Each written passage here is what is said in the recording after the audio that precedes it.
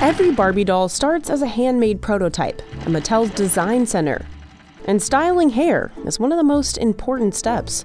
I was working in a salon as a hairstylist before I worked here. But adults aren't just making toys these days. They've become a target audience. Whoa! Like 63-year-old Bruce Pascal, who owns the world's most valuable Hot Wheels collection, worth about $2 million.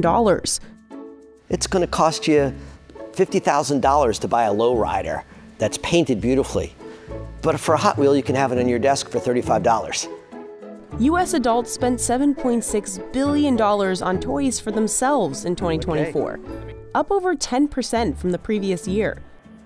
They're lining up around the block to get rare figurines and turning plush toys from claw machines into side hustles. I'm guessing I could probably sell this one for $150 or $200. So how did adult collectors take over the toy industry? And how are the world's biggest toy companies cashing in? Bruce started collecting Hot Wheels over 25 years ago. Welcome to my Hot Wheels museum. Today he owns 10,000 cars and another 3,000 pieces of rare memorabilia. This is the actual store display. This is the original artwork. There was a special bingo set they did in 1971 era. And one of the reasons I have this warehouse is my wife didn't really enjoy having so many visitors come by to see my collection at the house. I have about 200 different prototypes. It's amazing what employees just kept in their garage. So the first one I'll pull out, there was a car that came out in 1969 called the Torero. This is what the car looked like, but if you look at it, it's not a Hot Wheel. It's actually a hand-carved piece of resin and then hand-painted. Apparently there was a dinner in 1969 at Mattel, and everybody that showed up got this chromed car. There's less than 10 of these known in the world.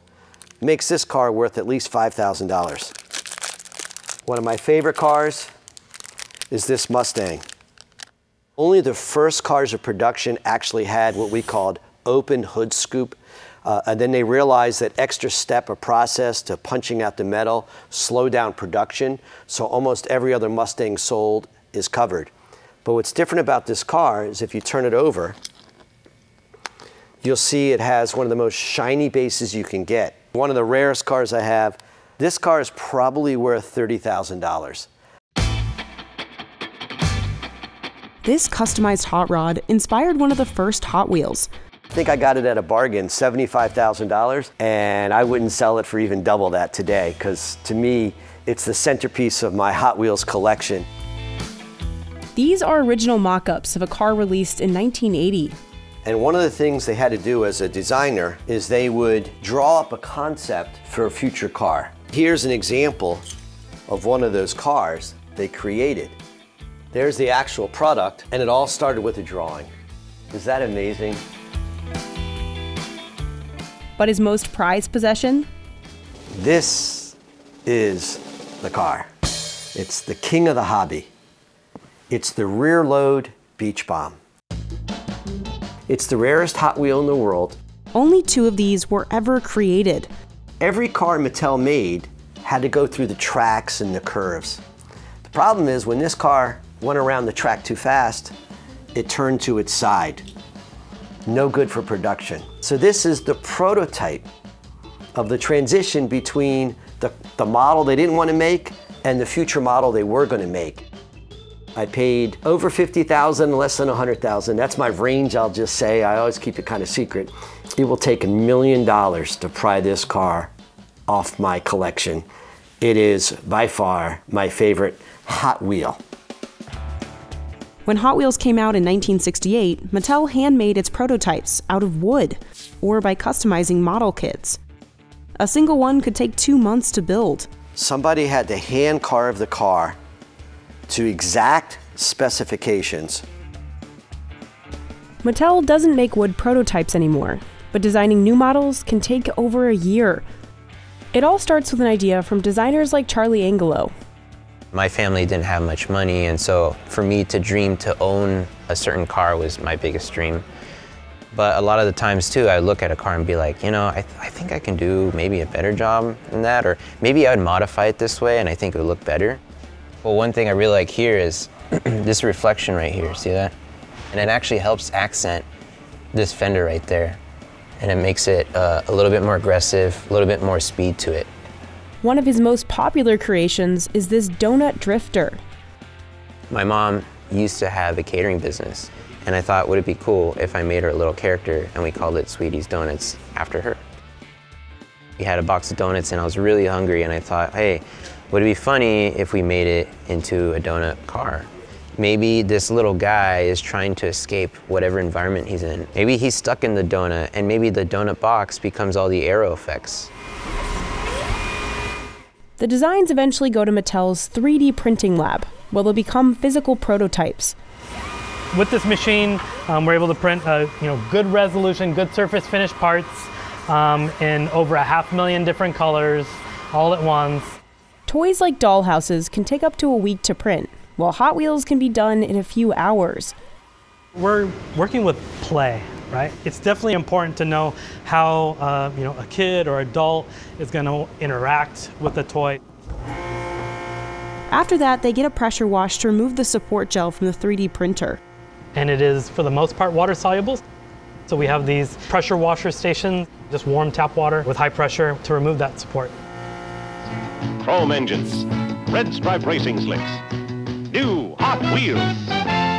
Mattel launched Hot Wheels in 1968 with the idea of designing realistic cars that were faster and flashier than its competitors.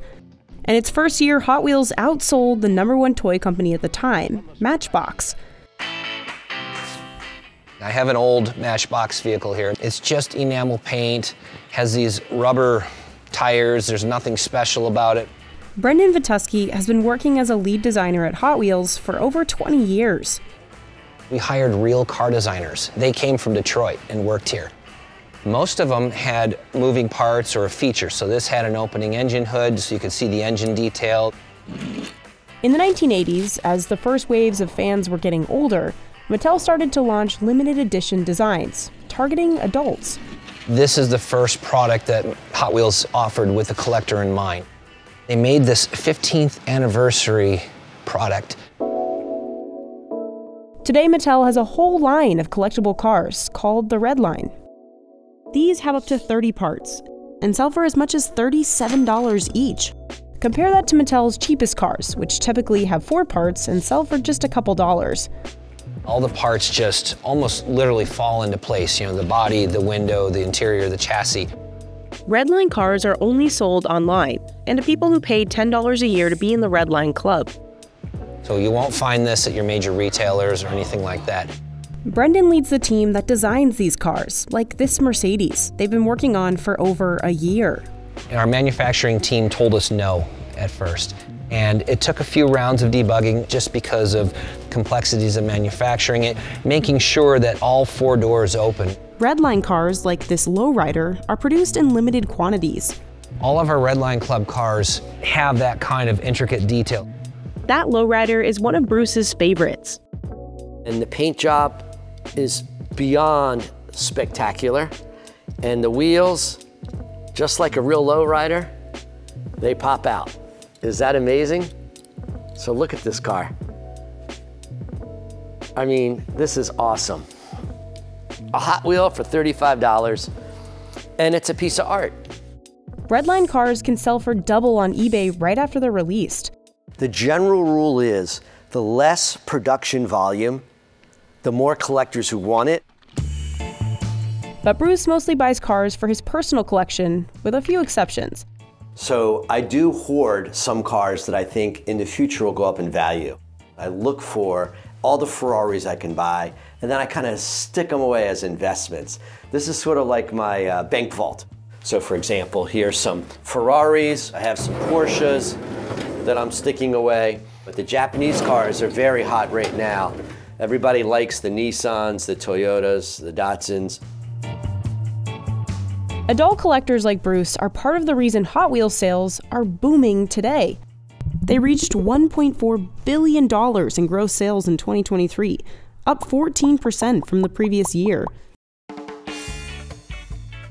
Now, the most common question I get as a Hot Wheels collector is, do you play with your Hot Wheels? I open up my museum 4 times a year, and yes, I get on the ground with the kids and I reenact my childhood when I was 8 or 9 or 10 years old playing with Hot Wheels back then.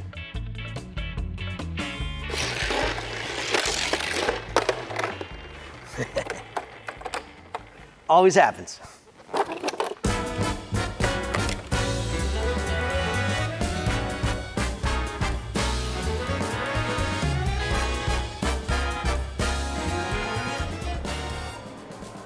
Bruce buys discontinued cars at conventions, like the York Toy Extravaganza in Pennsylvania.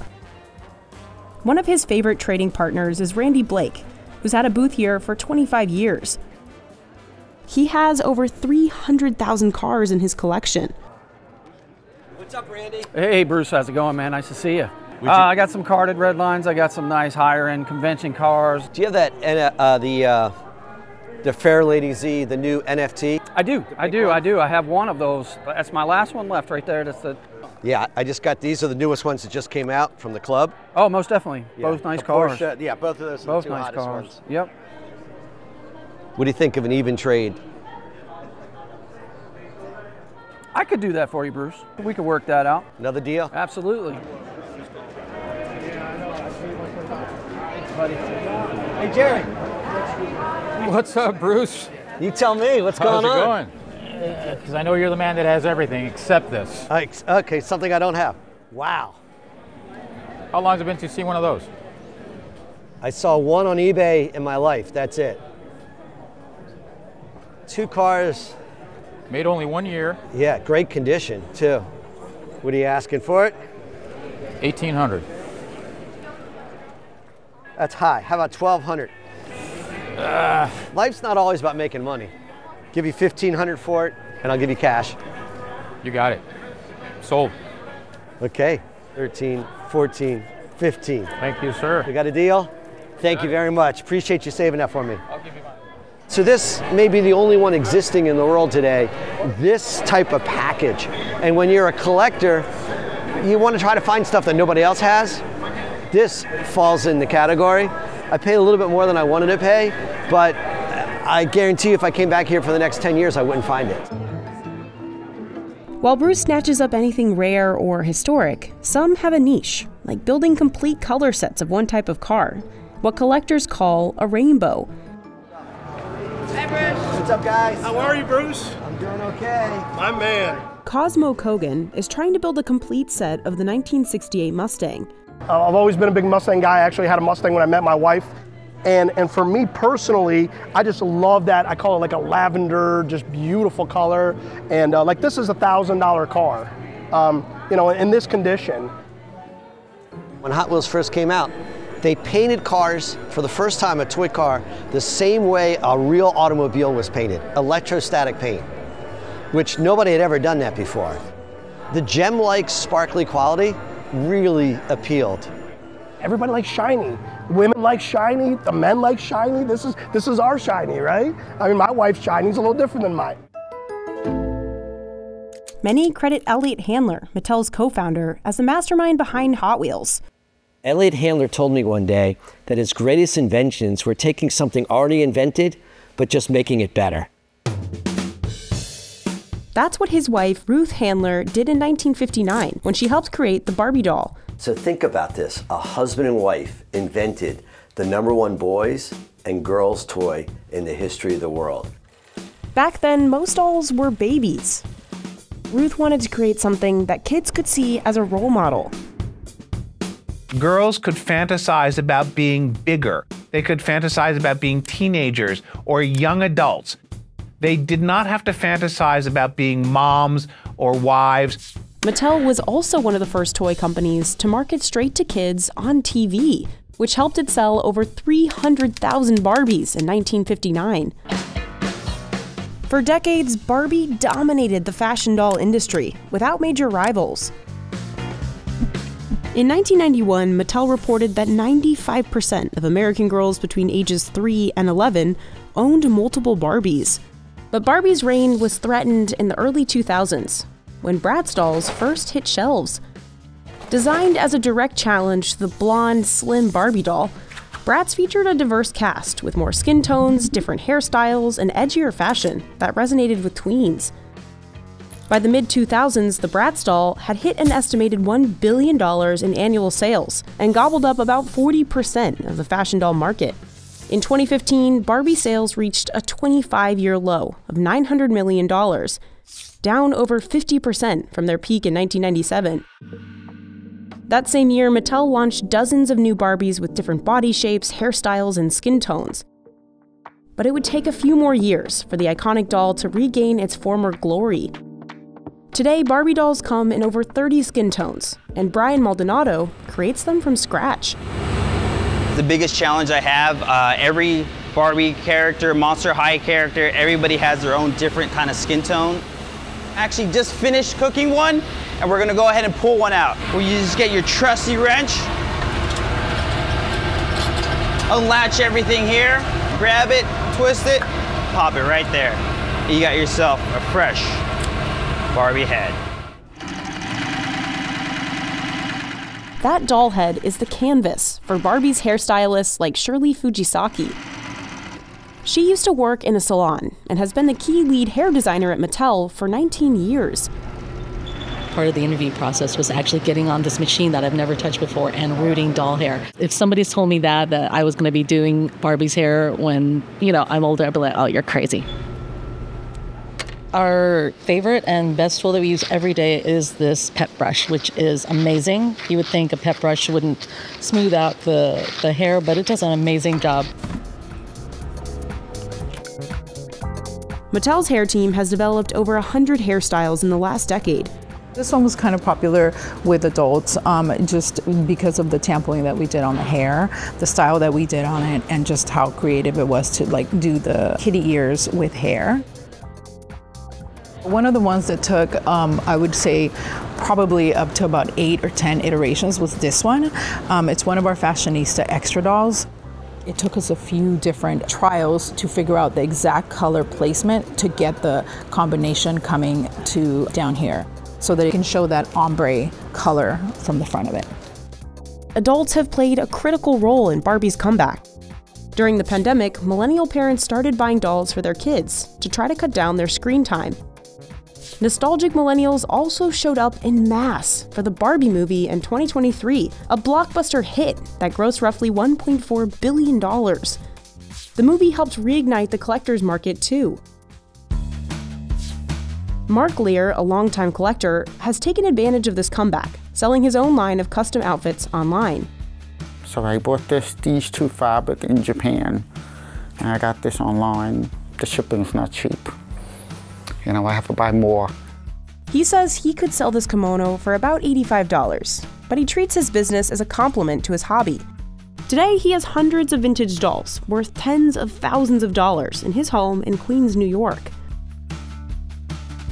One of his most valuable items is this European doll, which helped inspire the first Barbie. So this is called Lily, and this is from Germany, and this was from 1955. She was about maybe 3,000 to 4,000. Ruth went to Switzerland with her family, and she saw this doll on the window display. Each Barbie cost $3 in the early days, and accessories cost extra. Today, Mark buys most of his new items on Etsy or eBay, like these $20 shoes. Mark isn't alone. Mattel says about 13% of its US sales come from adults. And when you get older, you want to have something to feel like your childhood feels.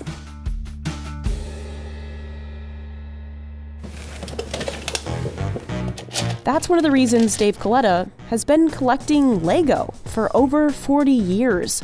It's probably somewhere between 100,000 and 500,000 just individual Lego elements in this room.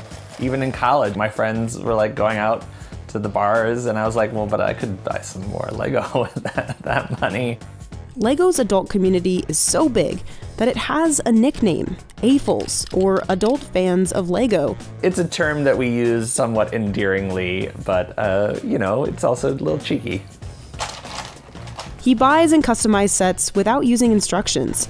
I am like at a point where I kind of like build in my mind all the time. Like when I see something, I'm like, oh, I would use that piece to build that.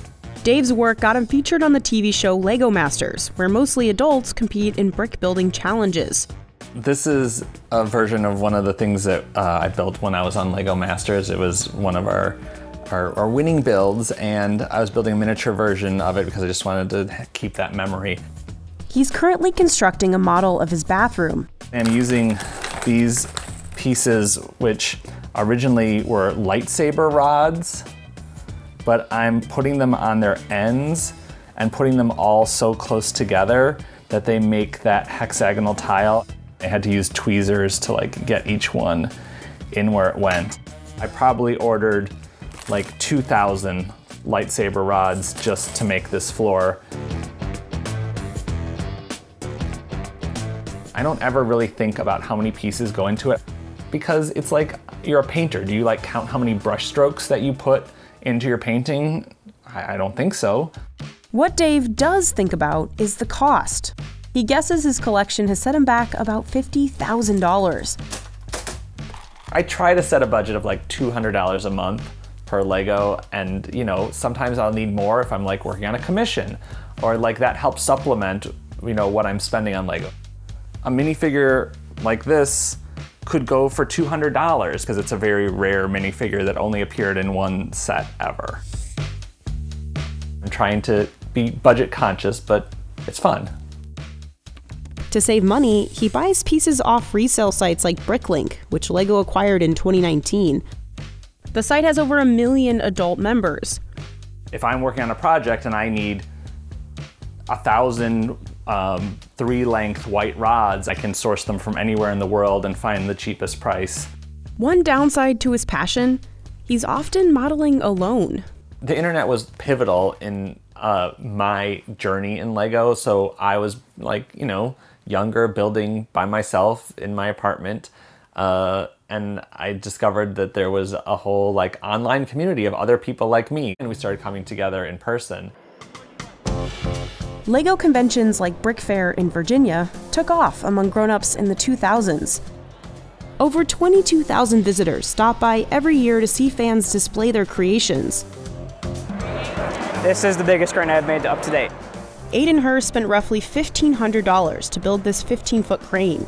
I work construction, so my inspiration was actually at my last project. We worked around one of them, and I was like, oh, I want to build that one day. John Peter Zapp spent over a decade and thousands of dollars building this miniature of Middle-earth from Lord of the Rings. A lot of stuff broke on the way down, so all day yesterday, me and my 2 helpers were just fixing, so it was a long day yesterday. I think I'll take it to 1 or 2 more shows, and then it's meant to break apart and build something new out of it. It's Lego, it's not like it's meant to last forever. But Lego didn't always prioritize the buying power of these adult collectors. Lego started out really designed to be educational and to have a rich and fulfilling play experience for children. Lego was founded in Denmark in the 1930s and only made wooden toys at first. The first plastic bricks came out in 1949 and were called automatic binding bricks.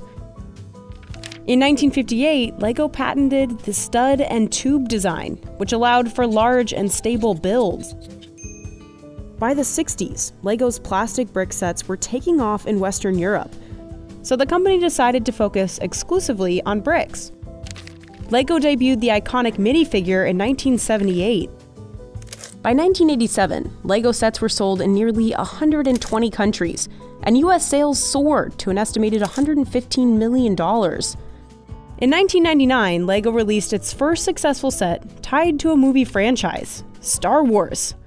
And adults loved it too. They were actually building a model and being engaged in the Star Wars narrative. So that really had a much older appeal than just stacking blocks. But in the 90s and early 2000s, Lego took its eye off the ball. spending hundreds of millions of dollars on theme parks, digital projects, and merchandise. Meanwhile, video game sales were growing, cutting into the toy market. There was much more emphasis on TV and less emphasis on sort of construction play. In 2003, sales tanked 35% in the US. LEGO named a new CEO in 2004, who cut costs, sold the theme parks, and refocused the company on its core product, the plastic brick. It also started focusing more on its adult fan base. In 2007, LEGO launched a revamped Star Wars Millennium Falcon, which retailed for more than $500 and was recommended for ages 16 and up. In 2014, it launched LEGO Ideas. Fans could submit their own plans for sets, and if they got enough votes, watch their ideas go into production. They'd even get a 1% cut of the royalties. They're saying, hey, if you make that, I will buy it. People don't want to just passively consume brands, they really want to interact with them. Then in 2020, LEGO released its first set aimed at ages 18 and up. LEGO kept its momentum over the next few years, setting a revenue record in 2024. Today, LEGO's adult line, called Icons, is among its top-selling themes. If I go to Target, I'll see a boyfriend and girlfriend going to buy sets for each other. They're like, oh, we should get this set. And in the same spot next to me, there'll be a kid be like, I really want that set. I feel like that's a success for the company, but also a success in lots of ways for our culture. Plush toys are a $10 billion industry, and some of the main people scooping these up are adults. Mike Ney has figured out how to make a little money from his hobby. He sold over $40,000 worth of plush toys online, and he wins all of them himself out of an arcade claw machine near his home in Utah. I'm guessing I could probably sell this one for $150 or $200, and there was only 25 of these made and available. My girlfriend's not entirely convinced that we need an entire room of the house dedicated just to plushies, but I enjoy it, so, you know, she supports me. In 2020, he bought a hobby machine from Alibaba and started studying how claws behave. There's a lot of strategy that goes into it, more so than the average person might realize. You know, looking for the geometry of the plush and the specific way that the claw moves around it.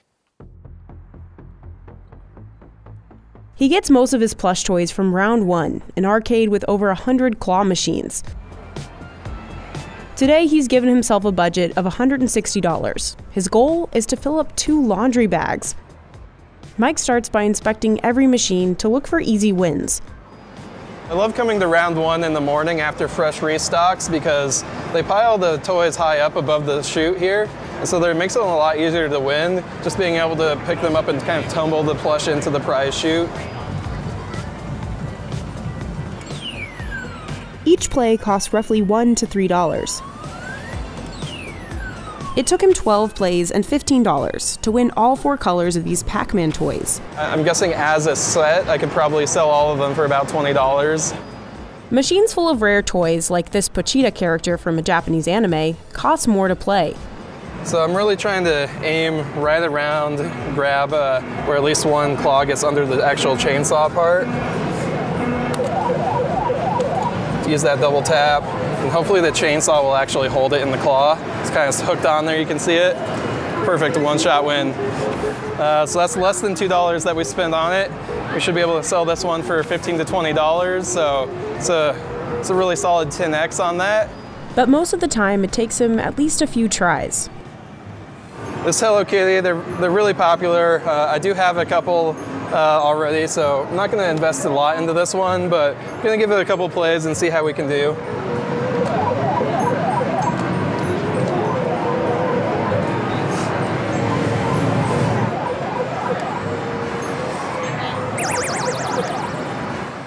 These failed attempts are what make claw machines so profitable for arcades. Claw machines are just another form of gambling. It's just a cuddly, fluffy, colorful form of gambling. Very similar to a slot machine in Las Vegas, where you can program the payouts. But instead, arcades can program the claw to have a stronger grip after a certain amount of plays. It's a really delicate balance between making a profit and rewarding your player so that they keep coming back.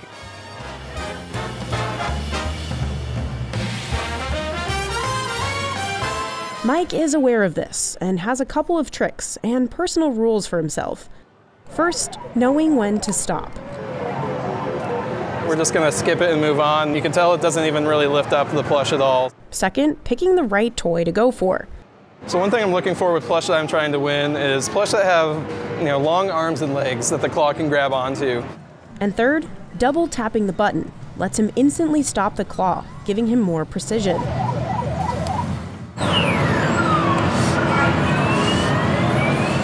And we got a nice good grab there actually, perfect by the head. So that was just a couple plays to win that one. This is one of the most popular machines here, filled with Japanese HoloLive plush toys, which are exclusive to round one. So right now my general technique is just go for things that are close to the chute and just try and get one or two arms of the claw around it just to be able to lift it up and over. Not really trying to pick anything up necessarily. Just tumble it in like that. We ended up spending about $15 and each one will sell for about $15 on its own. And they're all different. After a full day, Mike has filled both of his laundry bags with plush toys and still had $10 left. So this was our haul for today. Got 2 nice full bags. Overall, it's a pretty successful day. Everything together, I could sell for about $400. Mike's most valuable prize was this Kiromi plush from Japan, created by the same company as Hello Kitty. He can resell this for about $30 because it's exclusive to round one.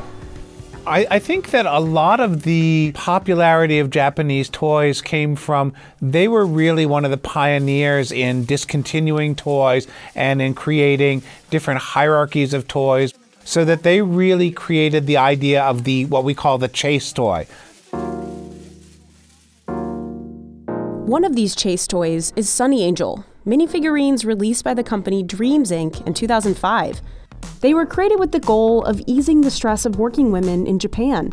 It's the Japanese concept of kawaii, super cute. They're supposed to embody innocence and cuteness and sweetness, and they're designed to be comforting. Part of the appeal is that you don't know which ones you're going to get when you buy it, similar to Pokemon cards. These blind boxes typically sell for $10 to $15. Unboxing videos on social media help Sonny Angel spread, and by 2024, there was a worldwide shortage. I got the shot. Is that the first one you... It's all about the thrill of discovering what you're going to get, so it's kind of magical. You never know. Buyers have tiny odds, less than 1%, of finding one of the rarest types of Sonny Angel, known as secrets. I forgot about this one. That's why they can fetch hundreds of dollars on eBay. Annie Chung has been collecting them since they came out and has over 50 secret angels. These were the secret that I pulled from the circus series. It's hard to go into the real world and you need something comforting that you can take to your office with you. Annie co-founded the toy store Anime in New York City in 2014 and keeps some of her rarest items on display. Everything behind the register here, this whole wall, is all limited edition. It's like a one-hit wonder. They don't reproduce it again. I'm just really looking at my 401k right now. How many Sonny Angels do you have total? I refuse to count. So I can keep going. I love my baby so much. I mean, in the span of 20 years, I think I'm being a good girl.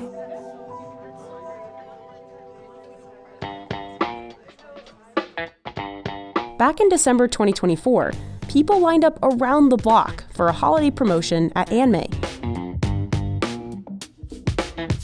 Jesse Angel waited for 3 hours to score some Sonny Angel characters for his wife. She's staying at home right now and taking care of our son for, nonstop. That's like a 24-hour job. Can't really take any breaks. Some collectors traded to pass the time. I kind of feel crazy that I'm standing here, but for the vibe, I guess. So I think it just brings a sense of community, especially in New York, where it's like kind of like hard to make friends too. Like you can like interact with people and be like, oh hey, like you have this, like we can trade.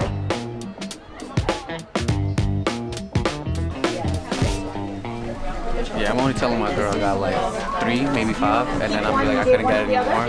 The rest is just gonna be a surprise. How many did you get? Didn't count. I just kept grabbing. I just kept grabbing. Despite spiking demand for Sonny Angel blind boxes, Annie refuses to raise prices. If the community cannot afford it, there's no future for the certain product. To us, it's not just a blind box. It's to be able to create a community.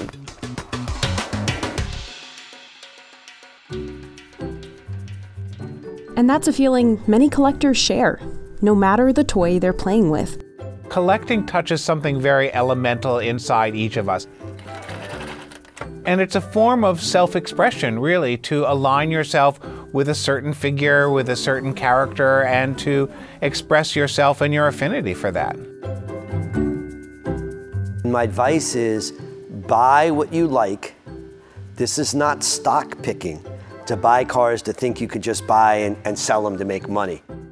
Buy what you have a passion for, because if you buy what you love, you'll always love it. God forbid I pass away tomorrow, I don't know what my wife would do.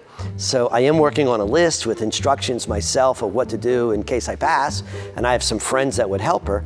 But it's a Herculean task for a lot of collectors that collected for 25 years and have thousands of items.